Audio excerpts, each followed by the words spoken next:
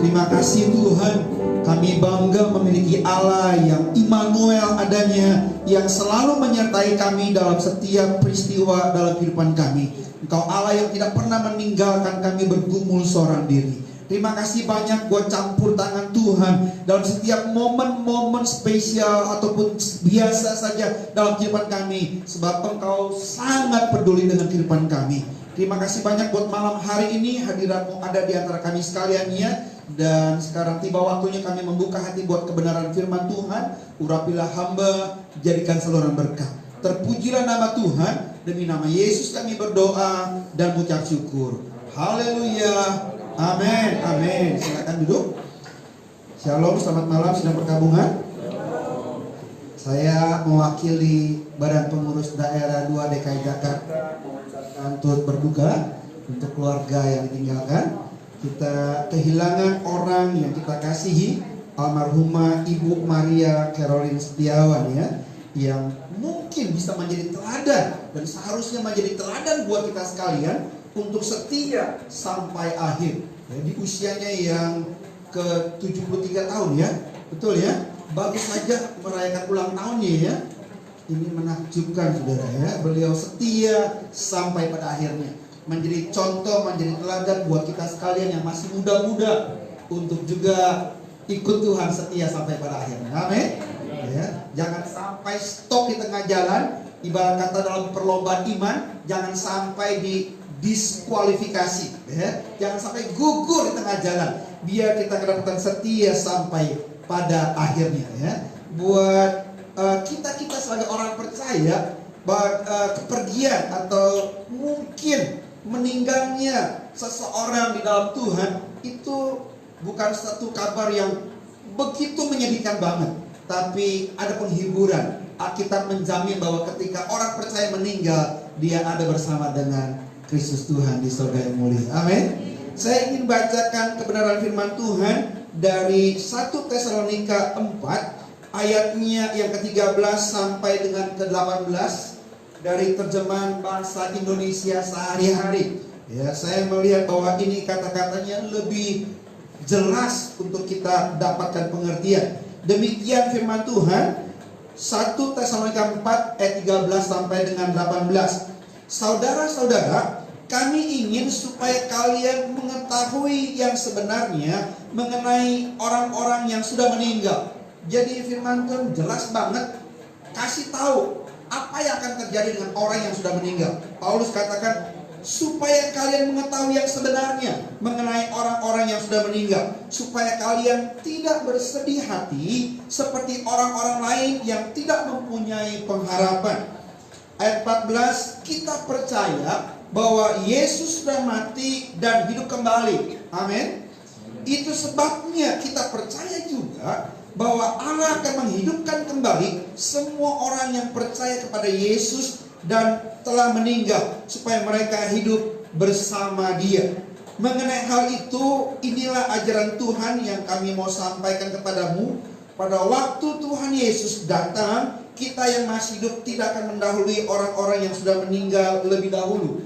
Nanti malaikat agung akan berseru dengan suara yang keras, dan trompet Allah dibunyikan sebagai tanda aba-aba. Lalu Tuhan Yesus sendiri akan turun dari surga, dan orang-orang Kristen yang telah meninggal akan dihidupkan terlebih dahulu. Sesudah itu kita yang masih hidup pada waktu itu akan bersama-sama diangkat dengan mereka ke dalam awan-awan untuk berjumpa dengan Tuhan di udara. Lalu kita akan tinggal dengan Tuhan selama-lamanya. Sebab itu hendaklah kalian saling menguatkan hati dengan memakai kata-kata ini. Amin. Dan sekali lagi, sidang perkabungan yang saya kasihi, ketika ada dalam suasana duka, ketika ada yang meninggal di antara orang percaya, kita tidak bisa atau tidak harus larut dalam kesedihan yang mendalam. Kenapa? Karena ada penghiburan, seperti yang firman Tuhan katakan, orang yang sudah meninggal di dalam Tuhan ada bersama dengan Yesus di surga yang mulia. Kita nggak percaya mungkin opini atau pendapat orang lain, pendapat-pendapat orang tua kita kadang-kadang yang belum di dalam Kristus. Atau bahkan kadang-kadang saya suka gimana gitu ya, ada orang-orang Kristen tertentu masih percaya kata-kata tradisi orang-orang tertentu yang bilang kalau orang sudah meninggal itu rohnya masih ada di atas rumahnya selama 3 hari. Ada 3 harian atau 7 harian, oh masih beredar-edar di kelurahan, 40 harian masih di sekecamatan, 100 harian dan sebagainya. Kadang-kadang merasa ada roh gentayangan, roh penasaran dan sebagainya. Itu kepercayaan orang lain. Buat kita di dalam Kristus, kita yakin ketika orang percaya meninggal, dia ada bersama dengan Tuhan. Amin. Tidak kemana-mana. Ada lagi yang punya kepercayaan orang yang sudah meninggal katanya akan terlahirkan kembali ke dunia. Kita jadi inilah, jadi itulah, ya. Jadi malam hari ini kita mau belajar firman Tuhan mengenai kematian. Dengan jelas Paulus katakan, aku mau supaya saudara-saudara tahu tentang kematian orang-orang Kristen yang meninggal. Nah malam hari ini dengan singkat saya mau sampaikan ada 2 kebenaran yang harus kita ketahui mengenai kematian, yang akan mendorong kita untuk setia sampai pada akhirnya menurut 1 Tesalonika 4 yang kita baca tadi, ya. Ada 2 kebenaran mengenai kematian yang akan mendorong kita untuk setia sampai pada akhir. Yang pertama, kematian adalah panggilan untuk menikmati kehidupan bersama dengan Yesus selama-lamanya. Amin. Jadi sekali lagi buat orang Kristen, kematian bukan kabar yang menyedihkan atau menakutkan. Ini adalah panggilan untuk menikmati kehidupan bersama dengan Yesus. Ayat yang ke-14 tadi yang saya bacakan sekali lagi. Kita percaya bahwa Yesus sudah mati dan hidup kembali. Itu sebabnya kita percaya juga bahwa Allah akan menghidupkan kembali semua orang yang percaya kepada Yesus dan telah meninggal supaya mereka hidup bersama Dia. Jadi ketika orang yang meninggal di dalam Kristus, dia akan hidup bersama dengan Kristus selama-lamanya, menikmati sorga yang mulia, ya. Memang nanti akan mengalami kebangkitan dan naik di atas awan-awan seperti lagu tadi yang kita nyanyikan. Ada pertemuan di udara, pertemuan yang manis. Saya rindu bertemu di sana, jauh di udara. Jadi sekali lagi itu lagu berdasarkan 1 Tesalonika 4 ini, ya. Bagaimana orang-orang yang percaya dalam Kristus satu kali akan mengalami kebangkitan dan hidup bersama dengan Tuhan selama-lamanya. Haleluya. Ini kabar yang menggembirakan buat kita sekalian. Jadi sebagai orang Kristen tidak larut lama-lama dalam kesedihan. Ingatlah setiap kita pada waktu kejadian menceritakan kepada kita kejadian memberitahu ketika Adam dan Hawa jatuh dalam dosa, Allah datang kasih panggilan kepada Adam. Adam, di manakah engkau? Betul? Ini adalah panggilan untuk pemulihan, pertobatan. Yuk damai kembali, jangan menjauh. Lalu panggilan berikutnya kita dipanggil untuk melayani Tuhan. Awal-awalnya kita dipanggil untuk datang kepada Kristus, diampuni dosanya, didamaikan. Tapi nggak boleh stop seperti itu. Kita mesti lanjut menerima panggilan untuk melayani Tuhan. Amin. Melayani Tuhan selagi ada kesempatan. Tapi pada ujungnya nanti dari akhir perjalanan kita dipanggil untuk pulang ke rumah Bapa. Haleluya. Untuk panggilan pulang itu juga ada. Tanpa kita sadari, satu demi satu, setiap kita yang percaya dalam Kristus akan menerima panggilan untuk pulang ke surga. Kapan panggilan itu tiba? Pada waktu rumah kita jadi di surga. Betul? Betul? Kalau belum jadi, belum dipanggil. Saya mau bacakan ayatnya dalam Injil Yohanes pasal yang ke-14 ayat 1 sampai 3. Demikian firman Tuhan. Saya sudah singkatkan, ya. Janganlah gelisah hatimu, percayalah kepada Allah, percayalah juga kepadaku. Di rumah Bapakku banyak tempat tinggal. Sebab aku pergi ke situ untuk menyediakan tempat bagimu. Dan apabila aku telah pergi ke situ dan telah menyediakan tempat bagimu, aku akan datang kembali dan membawa kamu ke tempatku, supaya di tempat di mana aku berada, kamu pun berada. Amin. Jadi kapan kita terima panggilan untuk pulang ke surga? Pada waktu rumah kita sudah jadi. Yesus sendiri bilang jangan gelisah, ya. Jangan galau, jangan bimbang, jangan takut menghadapi hari esok. Selama kita di dalam Kristus, maka Dia adalah Allah Immanuel. Amin. Yang menyertai kita melewati hari, minggu, bulan, berganti tahun untuk menikmati masa depan yang cerah dan gila gemilang. Sampai pada waktunya kita terima panggilan untuk pulang ke surga, karena rumah kita sudah jadi. Kita sebagai orang yang percaya dalam Kristus tidak perlu takut mendengar kata kematian, sebab tidak ada penghukuman lagi buat orang yang percaya. Amin. Mungkin buat orang lain yang di luar Kristus, mereka deg-degan, kalau mati gimana ya? Gua takut nih. Kata orang, lu bisa yakin masuk surga? Gua nggak yakin, tergantung. Tergantung apa sih? Kadang-kadang mereka masih galau menghadapi kematian, tergantung perbuatan gua baik apa enggak katanya. Kalau baiknya 7, jahatnya 3, gua mungkin selamat. Lebih. Main hitung-hitungan, pakai sikuah. Kalau baiknya lebih banyak, beramal lebih bagus dan sebagainya, wah gua tenang bisa masuk surga. Tapi kalau dihitung-hitung gua lebih banyak jahatnya. Kita galau, kita takut masuk surga. Kalau tergantung kepada perbuatan. Kalau kita dalam kehidupan ini masih di luar Kristus. Tapi sekali lagi malam hari ini saya mau pastikan, buat kita yang percaya, yang di dalam Kristus, mestinya kita nggak takut menghadapi kematian. Amin. Karena kita tidak akan menghadapi penghukuman.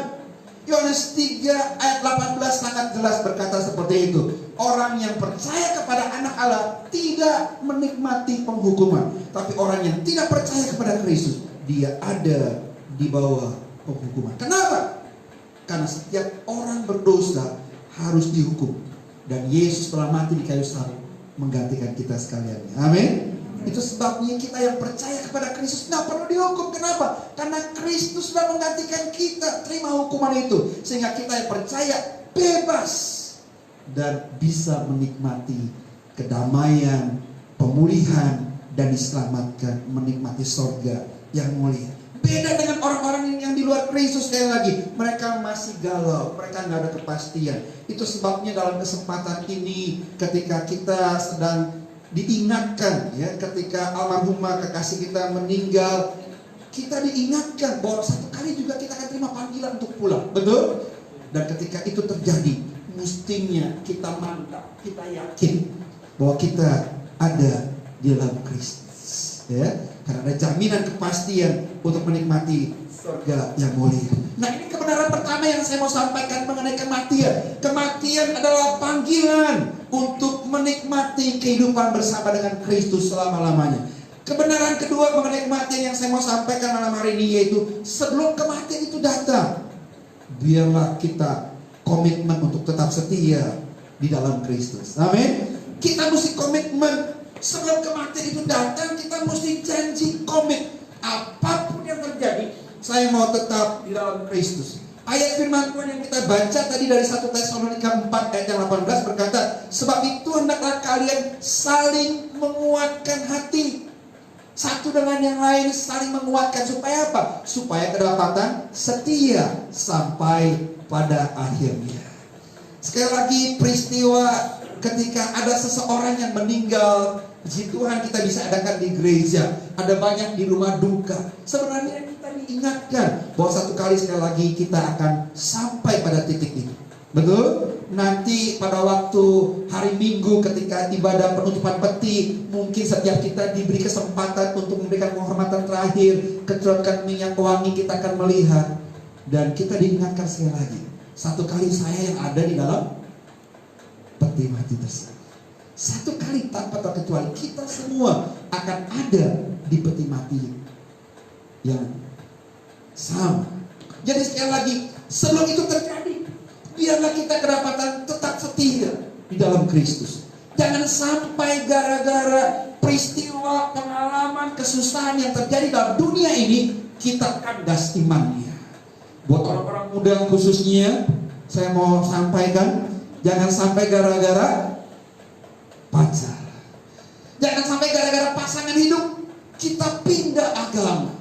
Saya prihatin kalau ada orang-orang Kristen tertentu, ya, gara-gara karena menikah dengan artis, karena menikah dengan pejabat, lalu pindah kepercayaannya. Mereka lebih memilih kesenangan dunia yang sifatnya sementara daripada kehidupan kekal selama-lamanya. Sangat disayangkan. Jangan sampai gara-gara pekerjaan, jangan sampai gara-gara uang, kenikmatan dalam dunia yang sifatnya sementara, kita tukar iman kita, banting setir, lalu murtad dari kekristenan. Malam hari ini sekali lagi, ingatlah, kesenangan dalam dunia sifatnya sementara, dan satu kali kita akan mengalami yang namanya kematian. Dan sebelum kematian itu datang, kita mau komitmen untuk tetap setia di dalam Kristus. Amin. Kenapa mesti seperti itu? Kenapa mesti di dalam Kristus? Padahal kan agama lain juga baik, kan kepercayaan yang lain juga sama, bisa membawa kepada surga. Sorry, memang agama yang lain baik, tapi kalau untuk mencapai surga, Alkitab berkata hanya melalui Yesus. Amin. Ayat yang sangat terkenal di mana? Yohanes 3 ayat 16. Iya, itu menyatakan kasih Tuhan yang besar. Tapi untuk menyatakan hanya Yesus saja jalan kebenaran. Yohanes 14. Yohanes angka satunya terbalik. Yohanes 14 ayat yang ke-6. Bukan Yohanes 4 ayat 16 ya. Tapi gak apa-apa, udah bunyi. Akulah jalan, kebenaran, dan kehidupan. Hanya Yesus yang berani ngomong begitu loh. Betul? Dalam dunia ini sejarah mencatat hanya Yesus yang berani bilang, akulah jalan, kebenaran, dan kehidupan. Tidak seorang pun yang bisa sampai kepada Bapa kalau tidak melalui aku. Belum pernah ada sampai hari ini ada seorang nabi, ada seorang yang hebat, ada seorang yang baiknya minta ampun, ada orang yang sangat terkenalnya luar biasa yang berani berkata seperti Yesus katakan, akulah jalan, kebenaran, dalam hidupnya tidak pernah ada dusta. Haleluya. Dan kehidupan. Memang dia pernah mengalami kematian, tapi dia bangkit dan hidup selama-lamanya. Haleluya. Ada banyak orang mungkin pernah mengalami mati suri, lalu hidup lagi, tapi ujung-ujungnya game over juga. Betul? Jadi hanya Yesus saja yang memang mengalami kematian, tapi maut tidak bisa menahan dia lebih lama, karena pada hari ketiga dia bangkit dan hidup selama-lamanya. Haleluya. Saya bangga punya Allah yang seperti itu. Itu sebabnya kita mesti tetap setia di dalam Kristus, karena di dalam Kristuslah ada keselamatan, dan di luar Kristus boleh jadi agama yang lain, pengajaran yang lain, kepercayaan yang lain mengajarkan kebaikan, tapi itu hanya sebatas kehidupan dalam dunia ini saja. Tapi ketika berhubungan dengan sampai ke surga, keselamatan hanya ada di Kristus. Ada satu tambahan ayat yang saya mau sampaikan buat sidang perkabungan yang dikasih Tuhan. Dalam Kisah Rasul 4 ayat yang ke-12 berkata, dan keselamatan apa? Tidak ada di dalam siapapun juga selain di dalam Dia. Sebab di bawah kolong langit ini tidak ada nama lain yang diberikan pada manusia yang olehnya apa? Kita dapat diselamatkan. Jelas sekali Alkitab katakan demikian. Hanya ada di dalam Kristus saja. Tidak ada nama lain yang bisa menyelamatkan kita. Hanya di dalam Kristus saja. Itu sebabnya sekali lagi, biarlah kita dapat setia sampai pada akhirnya. Kembali kepada teladan yang diberikan oleh almarhumah Ibu Maria yang lanjut usianya, seperti yang kita katakan, umur manusia 70-80 tahun. Haleluya. Beliau selesai, beliau sampai garis akhir. Kita ini yang masih muda-muda, sorry to say, belum tentu nyampe loh saudara. Belum tentu nyampe, saya nggak nakut-nakutin nih. Umur saya gini-gini baru 6 sampai 60. 25. Yang benar. Jadi hidung saya gede dikit nih. Baby face ya. Saya kelahiran 1967, jadi umur saya baru 50. Beda 20 tahun dengan ibu ya. Jadi sekali lagi masih panjang. Dan beberapa di antaranya saya lihat ada yang di bawah saya, ada yang di atas saya. Tapi berapapun umur kita, biarlah ketika kita diberi kesempatan untuk hidup, kita mau hidup memuliakan nama Tuhan. Terlibat dalam pelayanan, ya, menerima panggilan yang kedua untuk hidup melayani Tuhan sebelum sampai kepada panggilan terakhir. Panggilan apa? Pulang. Ya, pulang ke rumah Bapa. Kenapa? Karena rumahnya sudah selesai, sudah jadi. Jadi sebelum rumahnya jadi, ayo hiduplah melayani Tuhan, hiduplah memuliakan Tuhan, dan setialah sampai akhir. Saya nggak panjangkan firman Tuhan. Saya ingin mengajak jemaat Tuhan nyanyi pujian sampai akhir. Ku menutup mata, ku mau setia, ya, menanti janji Tuhan dan tetap melayani Tuhan. Boleh saya undang kita sama-sama bangkit berdiri, kita nyanyikan pujian ini, ya. Biarlah dalam suasana kedukaan seperti ini kita diingatkan bahwa kematian orang percaya adalah panggilan untuk menikmati kehidupan yang bersama dengan Yesus selama-lamanya. Dan sebelum kematian itu datang, biarlah kita setia sampai akhir. Sampai akhir ku menutup mata, ku tetap setia. Amin. Nanti yes. Dapatkan mahkota kehidupanku, ku tetap setia untuk melayani. Mari lambaikan tanganmu, katakan sampai akhir. Haleluya. Nutup mata, ku tetap setia. Yes. Menanti janjimu sampai ku dapatkan mahkota kehidupanku, tetap setia untuk melayani. Sekali lagi setelah itu kita akan berdoa. Sampai akhir ku menutup mata, ku tetap. Amin. Ini janji kami Tuhan. Yes Lord, haleluya. Aku dapatkan mahkota kehidupanku, tetap setia untuk melayani. Katakan ku tetap setia, ku tetap setia untuk melayani. Sekali lagi ku tetap setia, ku tetap setia untuk melayanimu.